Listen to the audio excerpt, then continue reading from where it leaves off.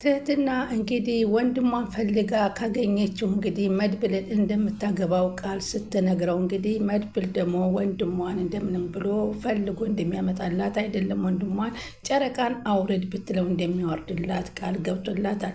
እንግዲህ መሳይ ደግሞ እንግዲህ የናይጄሪያኖቹን እያለ እሱን ምክንያት ይዞ እንግዲህ ተንከሲስን የመኝታ መርፌና በመስጠት እንግዲህ አስተኝቶ ቆርጦ ጉዱን ፈልቶበታል።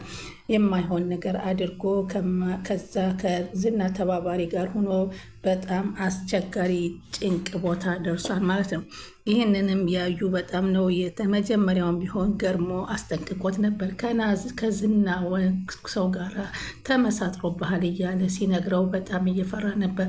እሱም በቤት ውስጥ ብቻውን የሚሆንበትን ቀን ጠብቄ ከእንቅልፍ ኪኒን ሰጥቼ አስተኝቼ ቆርጬ በአንድ ጊዜ ከእሱ ጋር ብሎ ነበር እና እንደገና እሱ ደግሞ አልሆነለት። የግሌ ወንድሜ የምትለውን ሰው አግኝታለች። እናንተስ ያ ወንድሟ ማን ይመስላችኋል? እስከ መጨረሻውም ስትከታተሉ ሁሉን ነገር ታገኛላችሁ። በእርግጥ ለጋብቻ የመረጠቻቸው ሰዎች ሶስቱ ነበር። ከሶስቱም እንግዲህ አሁን መድብል ላይ ሆናለች። ምክንያቱም መድብል ሌሎቹ የሰጧት ሀሳብ እንግዲህ ስላልተመቻት ሌላ ጥያቄ ደግሞ ለመድብል አቅርበለት ነበረ። ወንድምሽን ወንድሜን ካገኘህልኝ የሚለውን የግሌ ምን ባደርግ ነው አንቺ ልታገብኝ የምትችይው? ስሬስ የማወራውን ታውቂያለሽ፣ ንገሪኝ አላት እና ሻይ ቡና እያልን እናውራ በማለት ይጠይቃታል።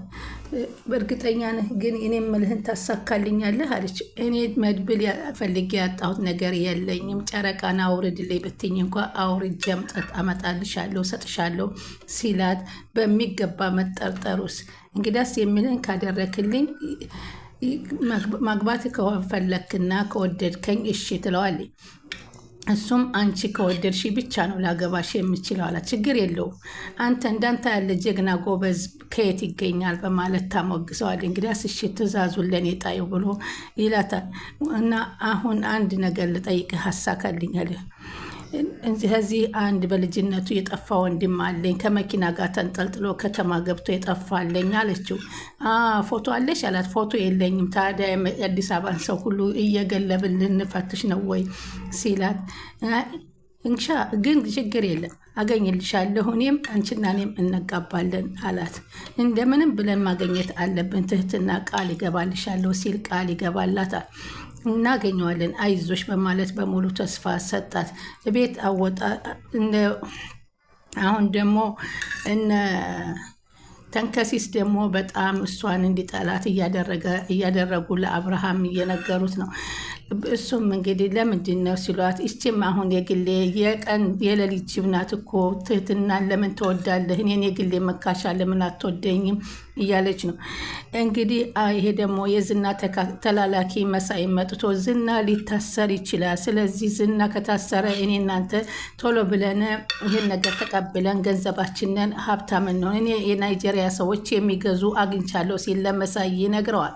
ይህንን ያየ ገልሞ ደግሞ ሄዶ ወደ ተንከሲስ መሳይና የዝና ሰው አብረው እየዶለቱ አይቻቸዋለሁ፣ ስለዚህ ተጠንቀቅ በማለት ሲነግረው ወይኔ የት አባቴ ልግባ፣ እንዴት ብዬ ልኑ እኔ ምን ልሆን እያለ እንግዲህ እነዚህን ሰዎች ሰብስቤ አንድ ነገር እንዲያደርጉልኝ የቤቱን ሰው አሳውቃለሁ እያለ እንግዲህ ተናግሮ ነበር።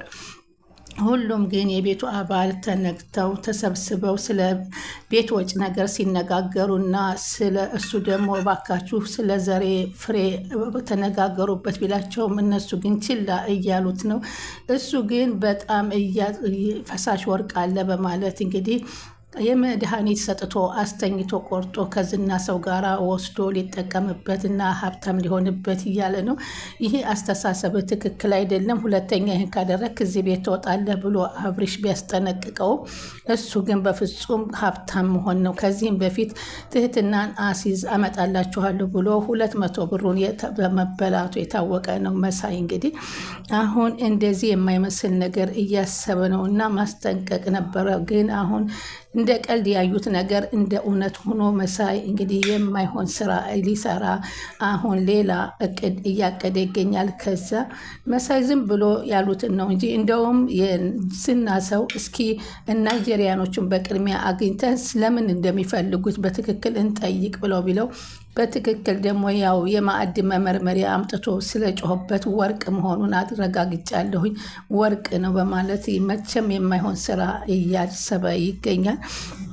በጣም የሚያሳዝን ነገር ነው። እንግዲህ አሁን እንግዲህ ትህትና ደግሞ እናቷ ጋር ደውላ ነበር። እናቷ ጋር ደውላ በልጅነቱ የጠፋው ወንድሜ ምን ምልክት አለው ነበር ያልሽኝ ስትላት፣ እንግዲህ ከጭኑ ላይ የሆነ ጥቁር ነገር አለው ስትላት፣ ይህንን ነገር እንዴት ብላ ማየት ስለፈራች ለእሷ ብታማክራትም ግሌ ደግሞ ጭራሽ ጭናቸውን እየገለበች ልታይ ነው ብላ ከአብርሽ ጋር ለማጣላት ስለፈለገኝ አብርሽ ጋር ሄዳ ጭንህን ሌው ስትለው ለምን ነው ጭኔን የምታየው በማለት ሲላት፣ አላልኩህም ይቺ ልጅ እኮ ሌላ ጉር ታመጣለች ብያለሁ። ጭራሽ ደግሞ ወንዶቹን እየገለባችሁ ልታያችሁ ነው አለ እንጂ ነገሩን ታቅ ነበረ። የግሌ ጉዳዩ እንደዚህ ወንድሟ ስለጠፋባት ነው ብላ መናገር ትችል ነበረ። እንዲሁም ደግሞ ትህትናም እንዳትነግረው ከዚህ በፊት ግንባርህ ላይ ያለው ምልክት ምን ሆነህ ነው እያለ በተደጋጋሚ አብርሽን ስጠይቀው፣ አንቺ ይሄን ነገር ስንት ጊዜ ነው የምትጠይቀኝ? አትጠይቂ ስላላት አሁን ያን ነገር ለመናገር በጣም ፈርታለች ማለት ነው። አሁን እንግዲህ እኔ የምጠራጥራቸው ከቤት ውስጥ ካሉ ወንድሞች የሚመስሉኝ አሉ ስትል ለመድብልም ነግረው ነበር። መድብል ደግሞ እሺ እነሱን አስተዋውቂ ከነሱ እንጀምር ብሏታል። እንግዲህ መድብል ምናልባት እንግዲህ እነሱን ተዋውቆ ወይ ስፖርት እንስራ ብሎ ሾርት አስለብሷቸው በስፖርት በሚሰሩበት ሰዓት እንግዲህ ሊያየው ይችላል ብዬ ነው የማስበው እኔ እና በዛን ጊዜ ወንድሟን አግኝቶ ሲያገናኛት እሷና መድብል ደግሞ ትዳራቸውን ይመሰርታሉ ማለት ነው። እንግዲህ አሁን እሷ የግሌ ደግሞ አብርሽን እንድትተውላት ነው። አብርሽ ደግሞ ወንድሜ ይሆናል ብላ የምትጠረጥረው ልጅ ነው። ግን አብርሽ ወንድሟ መሆኑን ቅድሚያ ግን እሷ ከማግባቴ በፊት ወንድሜ ማገኘት አለብኝ ያለችው መስፈርት እኔ ደግፌዋለሁ። ምክንያቱም ወንድሟ የሆነው እንዳታገባ ስለሚረዳት በጣም አሪፍ ነገር ነው ማለት ነው።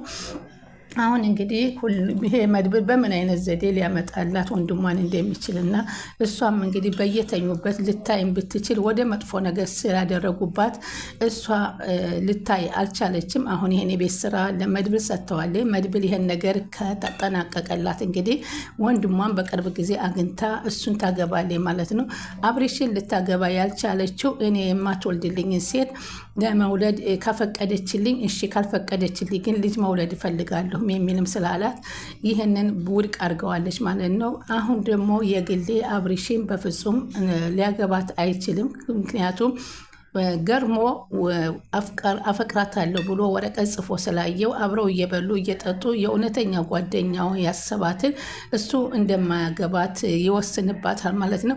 እንግዲህ የግሌ አማራጭ ያላት ገልሞ ማግባት ነው። እንግዲህ ታገባዋለች ወይንስ አታገባውም የሚለውን እንግዲህ አብረን የምናየውና የምንመለከተው ይሆናል። እንግዲህ አሁን እነሱ መሳይን ችላ እያሉ የሚያሰረውን ስል በትህትና ላይ ያደረገውን ነገር ሲያደርግ ከዚህ ቤት ትወጣለህ ብለውት ነበር። ያን ቢሆንም እንዴት ታስወጡኛላችሁ? እኔ ማን አለኝና አብርሽ ከማን ሄዳለሁ ስላለው ነው ይሄን ነገር እንግዲህ ድጋሚ አሁን ይህንን ነገር ለማድረግ ለተንከሲስ ፕሮግራም የያዘለት ማለት ነው። እውነት በተኛበት የእንቅልፍ መድኃኒት አስድርጎ ያደርጋል ይህንን ድርጊት ከዝና ሰው ጋር ወይንስ ሰው ይደርስበት የሆነ የሚለው እንግዲህ ወደፊት የምንመለከት ነው። በጊዜው ግን እሱ ነው አሁን ወሰነው ማለት ነው። አብርሽ ደግሞ ትህትና ከመድብል ጋር መገናኘቷን አልወደደውም። ምክንያቱም ይወዳታል፣ ግን ደግሞ የግሌንም ይወዳታል። ማንኛቸውን እንደሚያደርግ ግራ እየተጋባው ይመስላል።